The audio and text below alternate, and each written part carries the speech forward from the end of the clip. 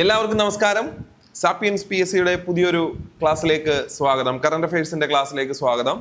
അതായത് നമ്മൾ പഠിച്ചുകൊണ്ടിരുന്നത് important current affairs എന്ന് പറയുന്ന ഭാഗമായിരുന്നു. 5 ഭാഗങ്ങളിലായി നമ്മൾ കുറച്ച് ടോപ്പിക്കുകൾ കവർ ചെയ്തിരുന്നു.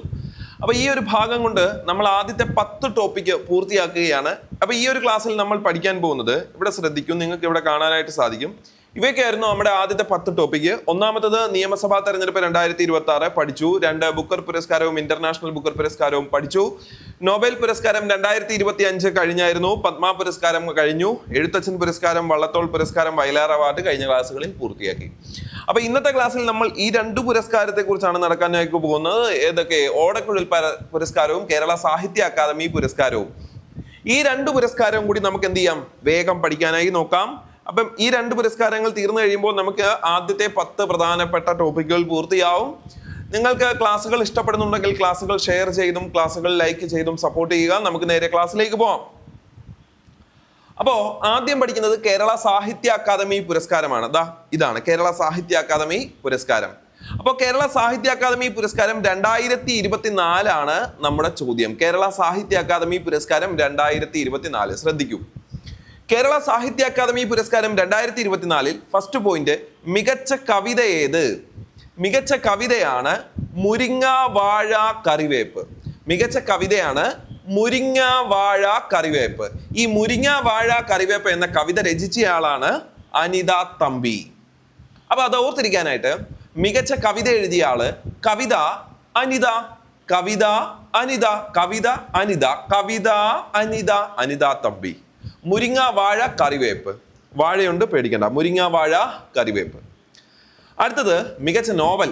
മികച്ച നോവൽ എഴുതിയ ആളാണ് GR ഇന്ദുഗോപൻ. GR ഇന്ദുഗോപൻ. മികച്ച നോവൽ എഴുതിയ ആളാണ് GR ഇന്ദുഗോപൻ. അപ്പൊ അദ്ദേഹത്തിന്റെ പേര് ഓർത്തിരിക്കാനായിട്ട് എന്ത് ചെയ്താൽ മതി? മലയാളത്തിലെ ആദ്യത്തെ ലക്ഷണമൊത്ത നോവൽ എന്നൊക്കെ പറഞ്ഞ് നിങ്ങൾ ഏതാ പഠിക്കുന്നത്? ഇന്ദുലേഖ എന്നല്ലേ. അപ്പൊ നോവൽ എന്ന് കേൾക്കുമ്പോൾ നമുക്ക് ഇന്ദുലേഖ ഓർത്തു കഴിഞ്ഞാൽ ഇന്ദുഗോപൻ എന്നവിടെ കിട്ടും. അപ്പൊ മികച്ച നോവൽ എഴുതിയ ആളാരാ? GR ഇന്ദുഗോപൻ. GR ഇന്ദുഗോപന്റെ നോവലാണ് ആനോ. നോവലിന്റെ നോ ഉണ്ട്, ആനോ, ആനോ. അപ്പൊ നോവൽ ആനോ, GR ഇന്ദുഗോപൻ, കവിത അനിത തമ്പി, മുരിങ്ങ വാഴ കറിവേപ്പ്. 2 കൃത്യമായി തലയിലെത്തിയല്ലോ. അടുത്തതാണ് ചെറുകഥ. ഏതാ? ചെറുകഥ. ചെറുകഥ എഴുതിയ ആളാണ് V ഷിനിലാൽ. V ഷിനിലാൽ. ചെറുകഥ എഴുതിയ ആളാണ് V ഷിനിലാൽ. ഇനി ഏതാണ് ചെറുകഥ? ഗരിസപ്പ അരുവി അഥവാ ഒരു ജലയാത്ര. ഗരിസപ്പ അരുവി അഥവാ ഒരു ജലയാത്ര. ആരുടെ? V ഷിനിലാലിന്റെ. അപ്പൊ ചെറുകഥ ഏതാണ്?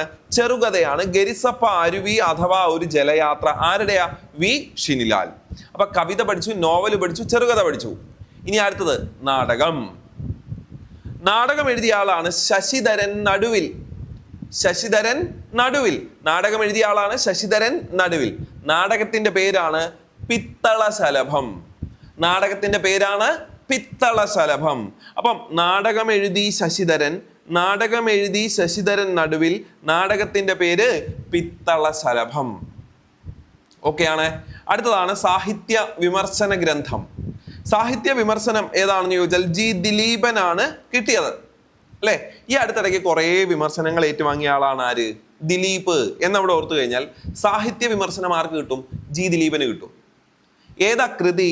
രാമായണത്തിന്റെ ചരിത്ര സഞ്ചാരങ്ങൾ.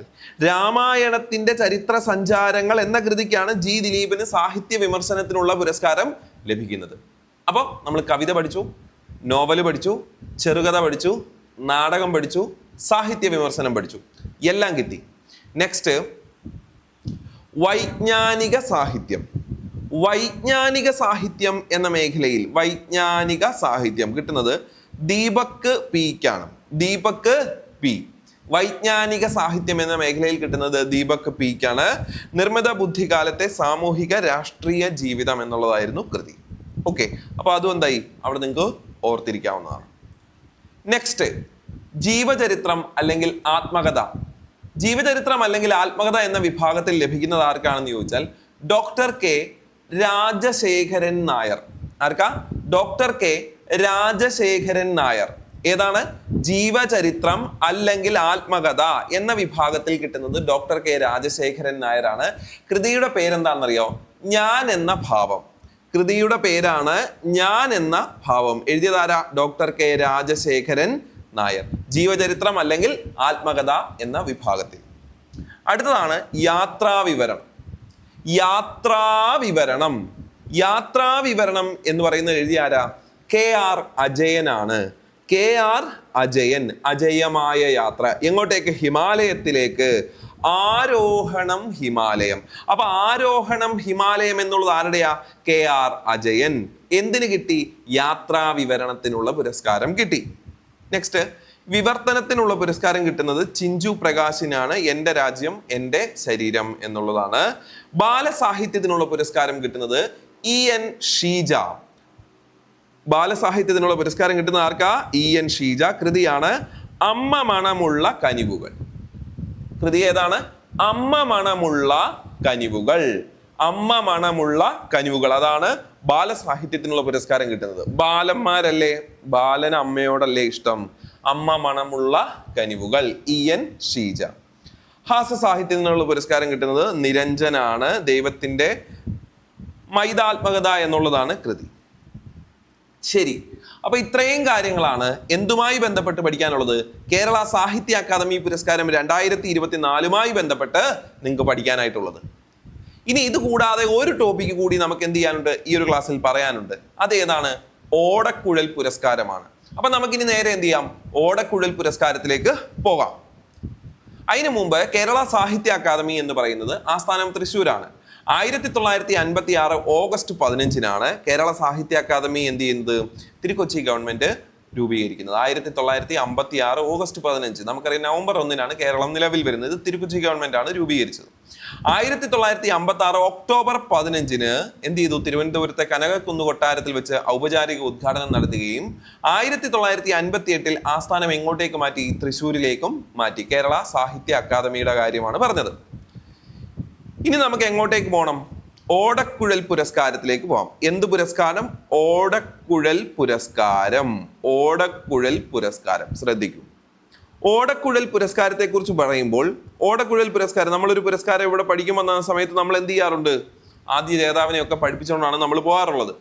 ഓടക്കുഴൽ പുരസ്കാരം ആദ്യമായി നൽകുന്നത് 1969 ഓടക്കുഴൽ പുരസ്കാരം മാത്രമല്ല, ഒരുപാട് പ്രത്യേകതകൾ 1969 ബന്ധപ്പെട്ട് നമുക്ക് പറയാനായിട്ട് സാധിക്കും. മലപ്പുറം ജില്ല നിലവിൽ വരുന്നത് 1969 ISRO നിലവിൽ വരുന്നത് 1969 KSF നിലവിൽ വരുന്നത് 1969 1969 ബുക്കർ പുരസ്കാരം ഏർപ്പെടുത്തിയത്. 1969 14 ബാങ്കുകൾ ദേശസാൽക്കരിക്കുന്നത്. ഇങ്ങനെ മനുഷ്യൻ ആദ്യമായി ചന്ദ്രനിൽ പോകുന്നത് 1969 ഇനി കുറേ അധികം പ്രത്യേകതകൾ 1969 അതേ 1969 ഓടക്കുഴൽ പുരസ്കാരം ആദ്യമായി നൽകുന്നത്. ഓടക്കുഴൽ പുരസ്കാരം ആദ്യമായി ലഭിച്ചത് ആർക്കാണെന്ന് ചോദിച്ചാൽ വെണ്ണിക്കുളം ഗോപാലക്കുറുപ്പിനാണ് ആദ്യത്തെ ഓടക്കുഴൽ പുരസ്കാരം ലഭിക്കുന്നത്. ഏത് കൃതിക്കാണെന്ന് ചോദിച്ചാൽ തുളസീദാസ രാമായണം എന്ന കൃതിക്കാണ്. നിങ്ങൾക്ക് ഇവിടെ കാണാനായിട്ട് സാധിക്കും. തുളസീദാസ രാമായണം. ആരുടെ? വെണ്ണിക്കുളം ഗോപാലക്കുറുപ്പിന്റെ. 1969. 1970 രണ്ടാമത്തെ ഓടക്കുഴൽ പുരസ്കാരം ലഭിക്കുന്നത് ആർക്കാണ്? OV വിജയനാണ്. ഖസാക്കിന്റെ ഇതിഹാസം എന്ന കൃതിക്കാണ്. ഖസാക്കിന്റെ ഇതിഹാസം എന്ന കൃതിക്കാണ്. 1977 ഓടക്കുഴൽ പുരസ്കാരം ആദ്യമായി ഒരു വനിതയ്ക്ക് ലഭിച്ചു. ആർക്കായിരുന്നു? ലളിതാംബിക അന്തർജനം. കൃതിയുടെ പേര് അഗ്നിസാക്ഷി. ഓർത്തു വെച്ചോണം. അഗ്നിസാക്ഷി എന്ന് പറയുന്ന ആ ബുക്ക് നേരത്തെ ക്വസ്റ്റ്യൻ പേപ്പറുകളിൽ കണ്ടിട്ടുണ്ട്. അഗ്നിസാക്ഷി, ലളിതാംബിക അന്തർജനം 1977. പിന്നെ നമ്മൾ ഇങ്ങോട്ട് വരുമ്പോൾ 2025 വളരെ വളരെ പ്രധാനപ്പെട്ടത്. ഈ കഴിഞ്ഞിടയ്ക്ക് ക്വസ്റ്റ്യൻ പേപ്പറിലും ചോദിച്ചിരുന്നു. അപ്പൊ ഇനി വരുന്ന ക്വസ്റ്റ്യൻ പേപ്പറുകളിൽ ഈ ചോദ്യം നിങ്ങൾക്ക് കാണാം. 2025 ഓടക്കുഴൽ പുരസ്കാരം ആർക്കാണ്? EP രാജഗോപാലൻ. EP രാജഗോപാലൻ. ഗോപാലൻ എന്ന് പറയുമ്പോൾ നിങ്ങൾക്ക് ആലോചിക്കാം ഓടക്കുഴലുമായി ബന്ധപ്പെട്ട് കണക്ട് ചെയ്യാം. EP രാജഗോപാലൻ. കൃതിയുടെ പേര് ഉൾക്കഥ എന്നാണ് കേട്ടോ. EP രാജഗോപാലന്റെ കൃതിയുടെ പേരാണ് ഉൾക്കഥ. ഉൾക്കഥ എന്ന് പറയുന്നത് ഒരു സാഹിത്യ വിമർശന ഗ്രന്ഥമാണ് എന്നുള്ള കാര്യവും കൂടി നിങ്ങൾ ഓർത്തു വെച്ചോളൂ. EP രാജഗോപാലൻ 2025. 2024 കിട്ടുന്നത് K അരവിന്ദാക്ഷനാണ്. K അരവിന്ദാക്ഷന്റെ കൃതിയാണ് ഗോപ എന്ന നോവലിനാണ്. K അരവിന്ദാക്ഷന്റെ നോവൽ. 2024 K അരവിന്ദാക്ഷൻ ഓടക്കുഴൽ പുരസ്കാരം. 2023 കിട്ടുന്നത് PN ഗോപികൃഷ്ണനാണ്. കവിത മാംസഭോജിയാണ്. 2022 അംബികാസുധൻ മങ്ങാടിനാണ്. കൃതിയുടെ പേര് പ്രാണവായു. 2021 സാറാ ജോസഫിനാണ്. കൃതിയുടെ പേര് ബുധിനി എന്നിവയായിരുന്നു. അപ്പോൾ ഞാൻ ഈ പറഞ്ഞ കാര്യങ്ങൾ നിങ്ങൾ ഓടക്കുഴൽ പുരസ്കാരവുമായി ബന്ധപ്പെട്ടൊന്ന് ഓർത്തു വെച്ചുകൊള്ളുക. പരീക്ഷയ്ക്ക് നിങ്ങൾക്ക് ഈ ഒരു ഭാഗം ഉപകാരപ്പെടും. അപ്പൊ ഇന്നത്തെ ക്ലാസ്സോടുകൂടി നമ്മൾ എന്ത് ചെയ്തു? ആദ്യത്തെ പ്രധാനപ്പെട്ട 10 ടോപ്പിക്കുകൾ പൂർത്തിയാക്കി. ഈ 10 ടോപ്പിക്കുകളും നിങ്ങൾക്ക് നല്ല രീതിയിൽ പ്രിപ്പയർ ചെയ്തിട്ട് പരീക്ഷയ്ക്ക് പോയി കഴിഞ്ഞാൽ ആ മാർക്ക് നിങ്ങൾക്ക് കിട്ടും. പറഞ്ഞ അത്രയും കാര്യങ്ങൾ കൃത്യമായി നിങ്ങളിലേക്ക് എത്തി എന്ന പ്രതീക്ഷയോടുകൂടി ഇന്നും ഈ ക്ലാസ് ഇവിടെ അവസാനിപ്പിക്കുകയാണ്. എല്ലാവർക്കും നന്ദി.